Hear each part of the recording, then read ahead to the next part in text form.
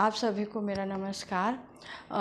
@Shri classes में आप सभी का स्वागत है। समास का part 1, part 2, part 3 video upload कर दिया गया है। अब समास का ये चौथा वीडियो है जो कि बहुब्रीहि समास, अव्ययी भाव समास और द्विगु समास के बारे में हम पढ़ेंगे। अभी तक हमने समास का अर्थ, परिभाषा और भेद के बारे में हमने पढ़ा और उसके भेदों में हमने तत्पुरुष समास को पढ़ा और तत्पुरुष समास पढ़ा, द्वंद्व समास पढ़ा, तत्पुरुष के भेद पढ़े कि तत्पुरुष के कौन कौन से भेद उपभेद हैं और द्वंद्व समास के कौन से भेद हैं। हमने द्वंद्व समास के 3 भेद पढ़े, इतरेतर द्वंद्व, समाहार द्वंद्व और वैकल्पिक द्वंद्व, और सबके उदाहरण भी हमने पढ़ लिया। अब हम क्या पढ़ेंगे कि बहुब्रीहि समास। अभी हमने क्या पढ़ा कि तत्पुरुष समास का अंतिम पद प्रधान होता है, द्वंद्व समास का पहला और दूसरा पद प्रधान होता है। इसमें दोनों पद प्रधान होते हैं, जैसे पाप, पुण्य, भाई बहन, राम लक्ष्मण। तो इस तरह के उदाहरण आपको मिलेंगे। बीच में योजक चिन्ह का प्रयोग होगा। अव्यय शब्दों का भी द्वंद्व समास में प्रयोग आपको मिलेगा, जैसे या, अथवा और शब्द। इसमें द्वंद्व समास में हमें यही ध्यान रखना होगा कि अव्यय शब्द जो होते हैं और है और या है, अथवा है, ऐसे शब्दों का अगर हमें मिल रहा है सामने उदाहरण, तो वो क्या कहते हैं, द्वंद्व समास होगा। तीसरा अगर हमने पढ़ा है कि तत्पुरुष समास में हमने 6 कारकों के बारे में पढ़ा, कारक चिन्हों के बारे में पढ़ा। उसके 2 अभी भेद हैं, उपभेद हैं, कर्मधारय तत्पुरुष और द्विगु तत्पुरुष समास। तो हमने यहाँ पे द्विगु को मैंने लिया है कि आज हम द्विगु को हम पढ़ाएंगे, द्विगु समास को। अब हमने बहुब्रीहि समास यहाँ पे लिया है। तो अब बहुब्रीहि में हमने क्या देखा, न पहला पद प्रधान होता है और न ही दूसरा पद प्रधान होता है। इसमें किसी तीसरे की प्रधानता होती है, कोई अन्य पद ही प्रधान, कोई तीसरा पद प्रधान होता है। अब यहाँ पे हम देखेंगे कि कैसे न पहला पद प्रधान होगा और ना ही दूसरा होगा, तीसरे पद की प्रधानता, किसी अन्य पद की प्रधानता कैसे होगा। जैसे हमने एक उदाहरण लिया, पीताम्बर। हमने एक उदाहरण लिया है पीताम्बर। पीत है अंबर जिसका। अगर हमने यहाँ लिया विग्रह किया, पीत है अंबर, अंबर का अर्थ होता है पीत है अंबर जिसका। अब देखिए यहाँ पे पीत है अंबर जिसका, अर्थात कौन होगा, अर्थात विष्णु। ठीक है, अर्थात विष्णु जी क्या है, पीला वस्त्र पहनते हैं, पीला वस्त्र धारण करते हैं। तो यहाँ पे क्या आ जाएगा कि पीताम्बर, पीत है अंबर, अंबर का अर्थ होता है वस्त्र। तो पीत है अंबर जिसका, अर्थात विष्णु जी पीत वस्त्र। अगर हम समास विग्रह ऐसे आता है, कभी कभी क्वेश्चन में ये पूछता है कि पीत है अंबर जिसका, ये किस समास का उदाहरण है और इस समास पद बताइए, समास समस्त पद का नाम बताइए। तो समस्त पद में आपके 4 उदाहरण दिए रहेंगे, पीताम्बर, चतुरानन, वीणापाण, चतुर्भुज। तो आपका क्या हो जाएगा, पीताम्बर। इसी तरह से चतुरानन। अब हमने देखा 4 हैं आनन जिसके। हमने पहले भी बताया था 4 हैं आनन जिसके। किसके होते हैं 4? आनन का अर्थ होता है मुख।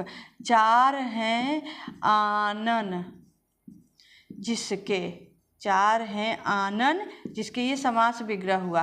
तो अगर हम बताएंगे 4 हैं, आनन का अर्थ होता है मुख। 4 मुख किसके हैं, आप सबको पता होगा, 4 मुख वाले ब्रह्मा जी होते हैं, अर्थात ब्रह्मा जी, अर्थात ब्रह्मा जी, अर्थात ब्रह्मा जी।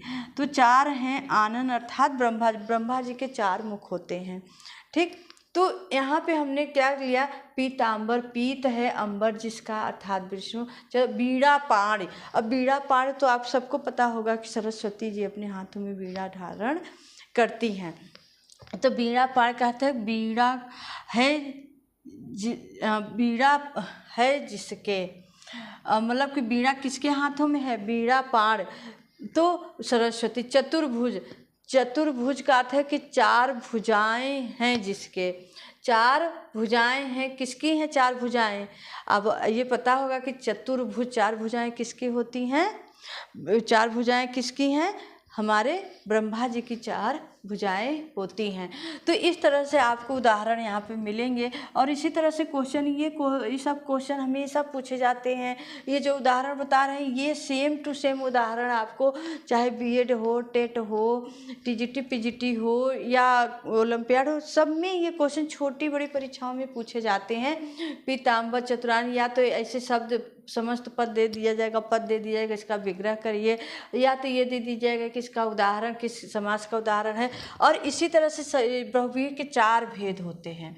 अभी हमने क्या पढ़ा था, तत्पुरुष समास के 6 भेद पढ़े, द्वंद्व समास के 2 भेद पढ़े, और क्या कहते हैं, अब हम बहुव्रीहि समास के 4 भेद पढ़ेंगे। लेकिन हम अभी इतना डिटेल में नहीं जाएंगे, लेकिन आप भेद का नाम जाने रहे कि समानाधिकरण तत्पुरुष बहुव्रीहि समास, व्याधिकरण बहुव्रीहि समास, तुल्ययोग बहुव्रीहि समास, व्यतिहार बहुव्रीहि समास होता है। ठीक है, आप इन 4 भेदों को आप अच्छी तरह से ध्यान रखिएगा और इसके उदाहरण हम बताएंगे। अभी हम अव्ययी भाव समास, अव्ययी भाव में पहला पद जो पूर्व पद होगा क्या होगा, अव्यय होगा।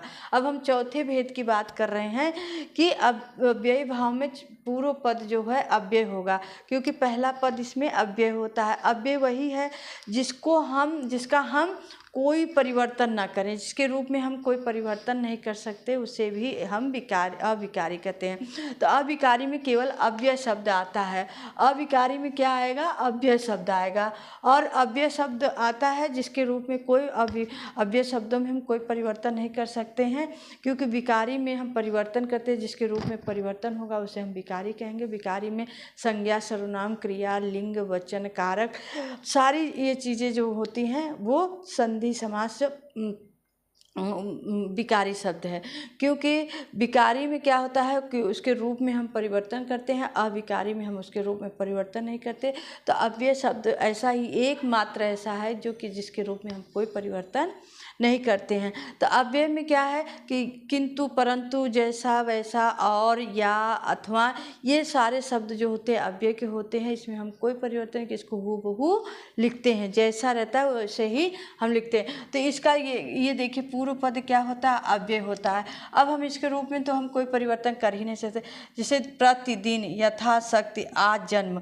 तो अब ये क्या है, एक तरह से हम इसको जान लें कि उपसर्ग वाले शब्द क्या होंगे, उपसर्ग वाले शब्द। उपसर्ग जितने होंगे उपसर्ग वाले शब्द वो हमारे अव्ययी भाव के अंदर। दिन, दिन, प्रति हो जाएगा। इसका उदाहरण क्या हो जाएगा, दिन, दिन, प्रति।